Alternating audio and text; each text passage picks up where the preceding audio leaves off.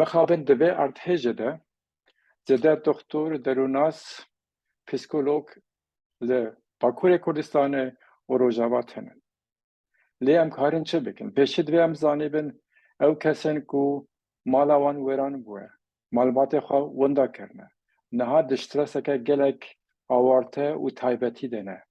هنه کنه شک بونه هیجی نهات نشه و نهات سره بان. نزانل دوره وان چد به چه نابه. هیجی گوه وان سز مریه وانه آنجی ای گوه نهات نرزگار کرن.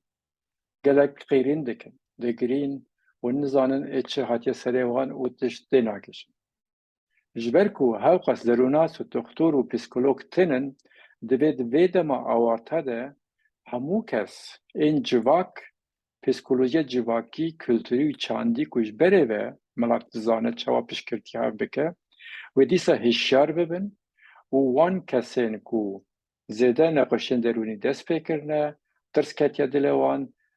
وان جوی جین کو نها او تراما دست بکه یعنی جین کو او ارتش او مال هاتی وران کردن او مریه وان دوی داره آن هناتی دیتن وان هنه که جوی داره دور بکن ببین جیه که کو زده وی ارتش نبی برا چادر به برا مال که خانیک به جبروی حوجه وان جوی ببین خوارن آب و جیه که کو گرم به هنه که کم زده بطانیک به آگرک به مالباتک به وان جی بکن و دوی هر دم کسک اندو کس گلوان بن بواره باختن